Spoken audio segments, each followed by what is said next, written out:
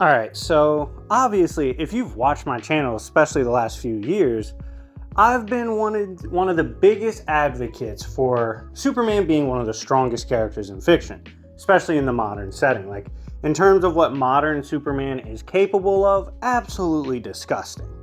However, with that in mind, I think comic book fans, especially those that frequent the power scaling community and conversations, I think they've gotten a little too comfortable. You've gotten a little too quick to just simply throw out that comic book characters destroy, right? Like they would one-shot, without actually properly assessing the other side. In fact, it's to the point that I think a lot of you might accidentally start getting your favorite characters cooked because you're simply not researching the other side, which is ironic because us comic book people, we've made fun of anime fans and all other types over the years for doing shit like that. We're becoming our own worst enemy. Let's stop doing that. Now, before we get into this battle, in which I will be making the case that Superman very well may be cooked against Crimson King. Smash the like button if you love videos like this. If you love sending different characters into different verses and seeing what the fuck happens, smash the like button, okay? Make sure to subscribe if you haven't already. Join the Yancey Street Gang. We'd love to have you here. Now, back on track, right? What's Superman capable of that even gets him in this conversation in the first place? First of all, if we're talking about raw stats in fiction, Superman has some of the most impressive moments we've ever seen. We're talking about a character that's blitz beings that come from beyond time, space, dimensions, and everything in between, okay? And for the power scaling nerds, that's outer to high outer characters. We're talking about beings like King of Hell Doomsday, who soloed an extra-dimensional realm that's beyond time, space, and dimensions, this realm being DC's Hell, soloed all of it to the point that he was about to break a seal that would signal to presence that Hell was ready for war. Mind you, there's infinite realities within the multiverse. You transcend that. Even if you don't put the multiverses at outer, which is kind of lazy, they're transcended. Physicality, dimensions, all that is transcended after that, in which you have several other layers like Limbo, the Monitor Sphere, Sphere of the Gods, these different realms that transcend, right? They continue to transcend. The dream realm itself, the realm of the dreaming, has high outer arguments, okay? You keep going beyond that, and it's quite obvious that in DC, for characters like King of Hell Doomsday to be signaling to presence who sits above everything I just mentioned, if he's a signal that like potentially they could get involved, that's absurd. In fact, Supergirl had to use a suit designed to battle the presence to even keep up with King of Hell Doomsday. Why is that important? Because when King of Hell Doomsday did escape, Superman, out of anger, accidentally one-shot him, bringing back a stronger version, right? Accidentally one-shot him. That's fucking crazy. And then when he got mad at the stronger version, he beat the brakes off him, okay? Absolutely dragged this Doomsday, okay? It's even theorized by Time Trapper Doomsday. This is a Doomsday that went beyond almost anything you could do within the plan of the presence, right? Almost anything he could conceivably do, except achieve what he would consider true death to go beyond the presence plan. He believes Superman's actually capable of giving him that true death. Absurd. To give a high outer being true death if he wanted to, absurd. But that's how crazy the hope of the DC Omniverse really is. That's what Superman symbolizes. It's far beyond simple narrative hacks, simple fate manipulation, simple story hacks, anything you can think of. It's beyond that. He is the hope of DC itself.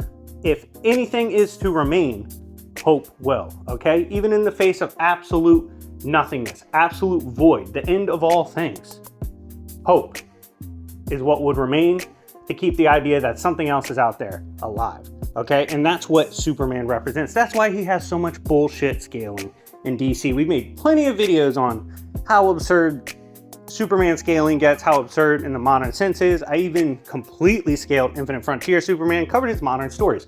So plenty of material for you to go reference after this video if you need more on Superman, okay? I'm trying to get you guys as educated on these comics as you can be so you can have better discussions, okay?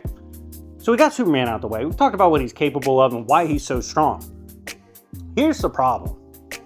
If you haven't seen my video on Superman vs. True Form Pennywise, I encourage you to go view that video. And the reason I say that is, that video is representative of how crazy of a verse the Stephen King cosmology is. Now I'm not gonna spend this entire video just diving into King cosmology, but I did do a recent video on how strong Pennywise is and why he's that strong. And I've done videos on the King verse in the past, you can go check those out. But to give you a brief synopsis to put into context how strong the verse is, right? The concept of size exists. What is that? The idea that something out there could be potentially bigger than you. This exists in several ways. For one, an atom infinitely transcended, right? By an eternity of an infinities of different atoms that just naturally transcend and get bigger. This would work in the same sense for the universe.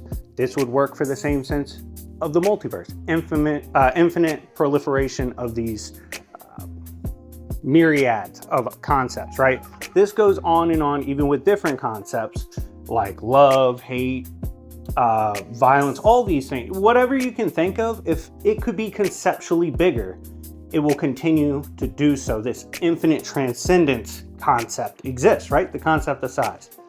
That can all be contained within just one room of the Dark Tower. The Dark Tower then contains an endless amount of these size concepts, if not more. This tower resides on the back of a turn, or at least at one point did, and it exists inside of this cosmic warp, right? This cosmic gooey sea that it rose out of. You go beyond that, you then get to the Badlands or Beyond Lands, right? This is where true form Pennywise would exist.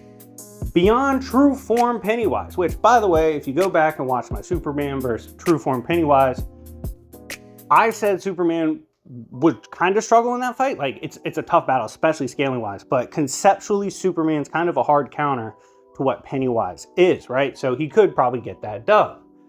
For a reference, we're using peak Superman there because you can easily scale Pennywise and him kind of close. If you want to give the edge to Superman, sure, I still think it's definitely a conversation to have. I just think Superman conceptually hard counters, but Crimson King transcends Pennywise in the way like a god would transcend a human, right?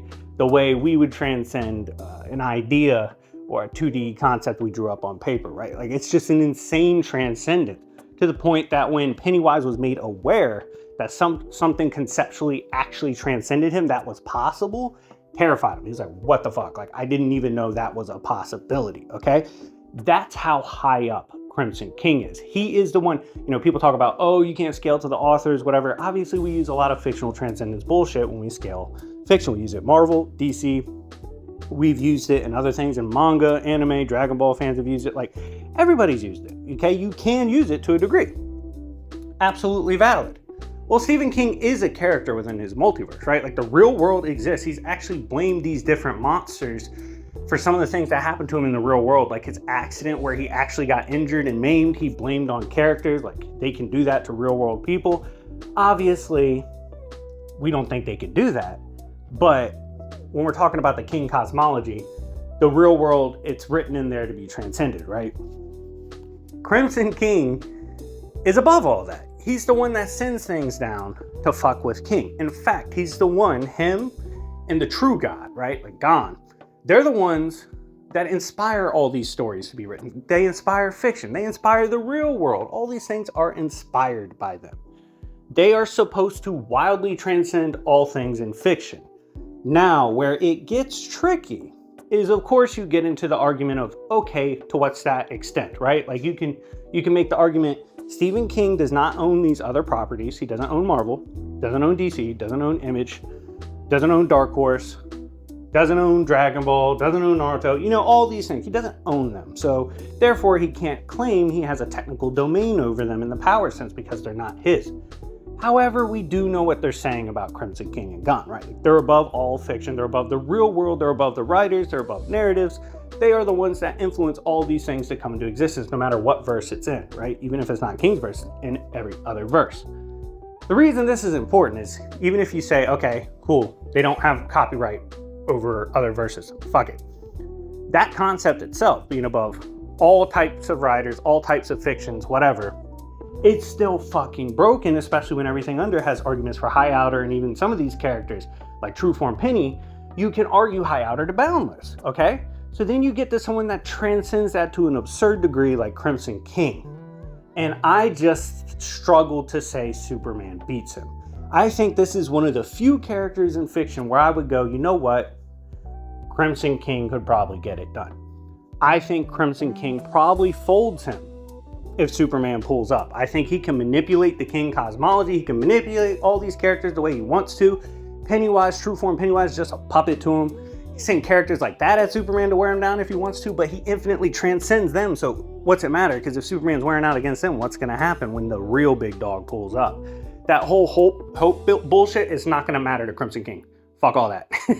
That shit's dead. That's dead at the front door, okay? We don't care about that.